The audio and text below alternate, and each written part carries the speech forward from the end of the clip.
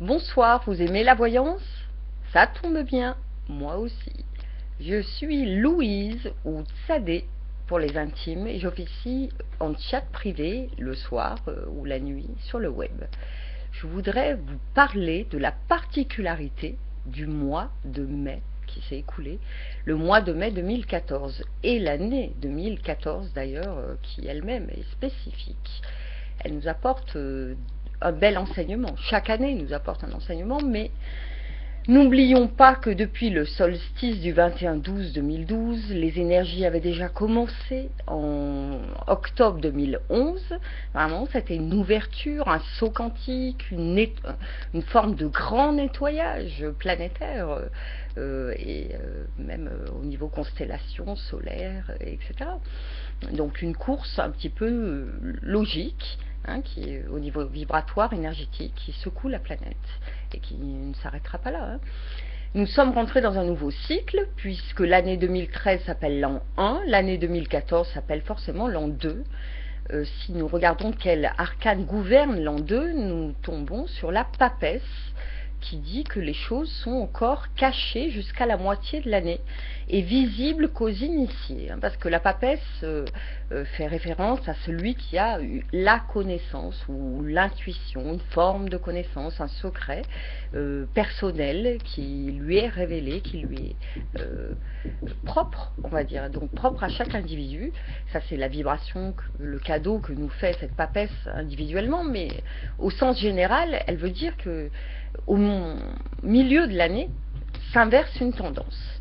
Elle a déjà commencé énergétiquement, mais au niveau visuellement maintenant, c'est-à-dire s'en rendre compte, même les gens qui semblaient dormir, c'est-à-dire ne rien percevoir des énergies, des changements, bon, ce n'est pas grave, mais là ils se rendent compte, même au niveau, ou surtout au niveau de l'emploi, parce que moi qui officie en voyance depuis très nombreuses années, si je pratique le décodage intuitif, la majorité des gens au départ quand j'exerçais voulaient des prédictions sur leur avenir. Ils ne voulaient pas savoir pourquoi les événements arrivaient, ça les intéressait en second plan. C'était plutôt quel événement allait arriver, lorsque ça serait plutôt judicieux de faire l'inverse. Bon, aujourd'hui, ils sont dans cet état d'esprit. Ils me demandent d'abord qu'est-ce qu'ils peuvent attendre de telle situation pour eux, qu'est-ce qu'ils doivent comprendre. Voilà, les questions sont plus ouvertes. Donc mai 2014 a aussi une importance parce que la tempérance, 2014 est régie aussi par l'arcane de la tempérance que je vous présente ici.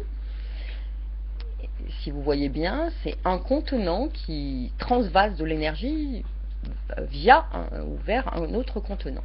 Ok, mais en aucun cas on parle de stabilité. Vous voyez qu'il n'y a pas une forme de plateau et d'équilibre qui s'est instauré dans cette carte. Il y a plutôt un qui donne, l'autre qui prend ou qui reçoit.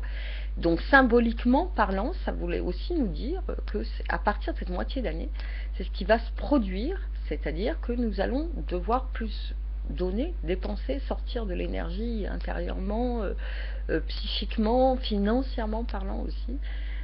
Avant de recevoir quelque chose, mais parce qu'on ne sait pas où on va avec cette tempérance. Vous pourriez dire mais non, c'est une carte de douceur, de fluidité, d'harmonie.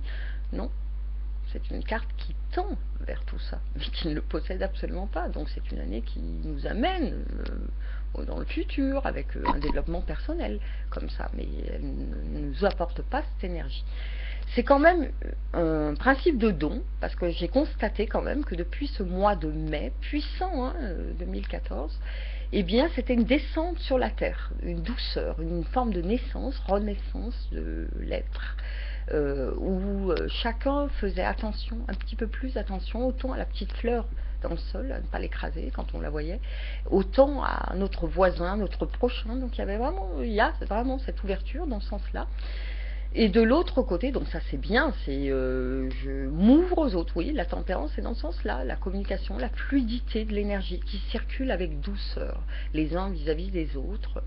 Et de l'autre sens aussi, dans son sens occulte, obscur, elle nous parle aussi de quelque chose qui est nécessaire et qui risque, entre guillemets, d'être douloureux, là aussi, entre guillemets, pour les gens qui ne sont pas préparés.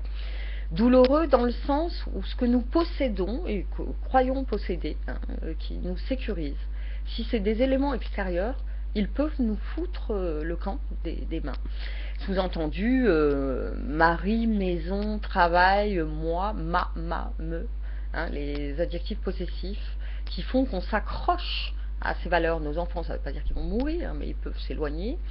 Nos conjoints, c'est pareil, ils peuvent prendre des voies complètement différentes, donc nous sentirions dépossédés de. Et ça ne veut pas dire qu'ils nous quitteraient, mais ça veut dire qu'ils auraient d'autres centres d'intérêt aussi. Donc il faut s'attendre à ça, il faut s'y préparer, non pas parce que ça va arriver comme un métronome, tout le monde va galérer comme ça, non. Mais si on commence à lâcher l'idée que l'autre est ma possession, ma voiture, non, c'est... oui, c'est mon véhicule, mais en fait, je peux très bien facilement emmener des gens qui vont au même endroit que moi, à pied. Et à ce moment-là, je partage ce véhicule avec 4 ou 5 personnes. Donc c'est dans ce sens-là, c'est l'ouverture aux autres, obligatoire, qui se fait en douceur d'abord, mais qui va s'accélérer, et si on ne le fait pas, ça nous tombera dessus.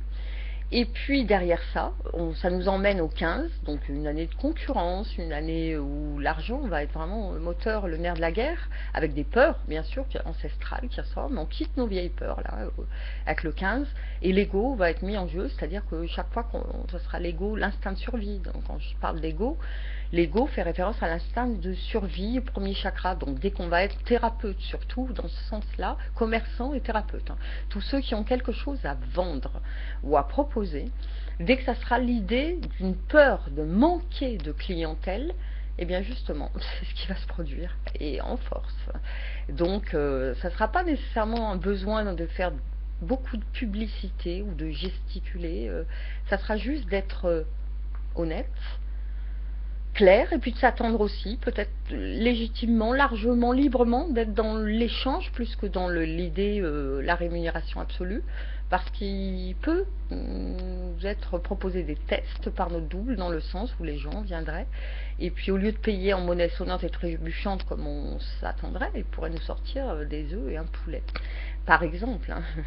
Mais faut pas être surpris, il faudra accepter ça. Ça veut pas dire que ça sera courant, mais on risque d'avoir des tests. Si on a peur de perdre de l'argent, de manquer de clientèle, on risque d'avoir des surprises de ce genre, et ça c'est un peu individuel, mais au sens général. Donc cette année tempérance nous dit, hein, que si c'était tranquille jusqu'à cette moitié d'année, maintenant nous sommes dans le toboggan savonneux, donc on glisse vers le bas avec de la restriction. La sécurité sociale risque de rembourser de moins en moins de consultations, ou les rembourser différemment. Ça va être plus contraignant pour nous tous, hein, mais très évolutif derrière ça, parce que n'oubliez jamais qu'on ne subit pas les choses bêtement et sans raison. Il y a toujours un message caché derrière. Donc voici, nous avons derrière le diable qui arrive et qui va nous éduquer pour... ça ne veut pas dire que l'argent va être tabou, non, non, gagner de l'argent est nécessaire, normal, légitime, mais il ne faut plus en faire le moteur essentiel de notre vie. C'est-à-dire, soyons passionnés de notre métier avant de penser rentabiliser, parce que si on est passionné, on est bon, et si on est bon, ça se passe bien.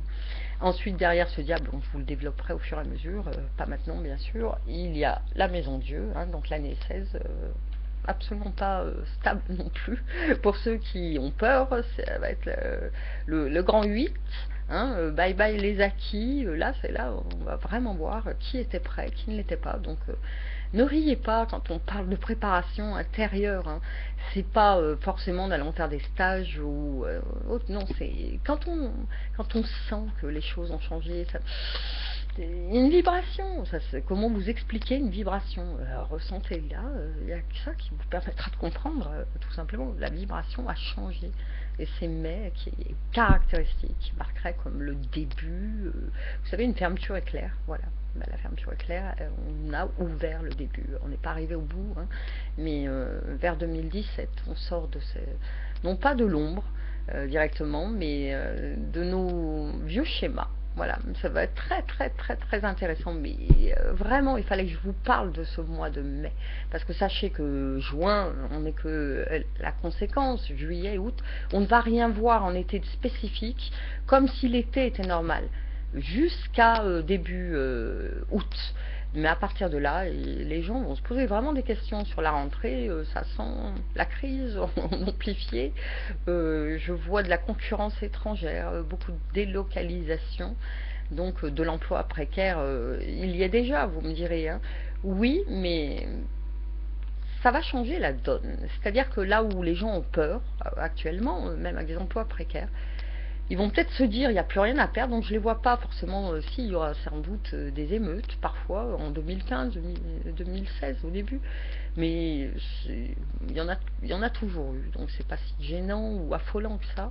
C'est pas les émeutes qui font changer les choses, c'est plutôt un état d'esprit qui est en train de s'instaurer. Même les gens qui ont des crédits sur le dos vont commencer à lâcher prise en commençant à se dire oui, bon, bah, tout compte fait, même les banques, elles vont se retrouver un peu chaotique. Donc cet argent, je le produis, c'est pas parce que je suis en emprunt que ma banque elle vit grâce à moi. Ils vont avoir une forme de liberté ou de conscience qui va leur permettre de tenir dans ce chaos plus facilement qu'ils l'auraient cru eux-mêmes. Donc voilà, préparons-nous maintenant, ça a commencé, donc soyons dans la joie de cette nouveauté qui nous oblige à donner d'abord avant de recevoir. Voilà, au plaisir.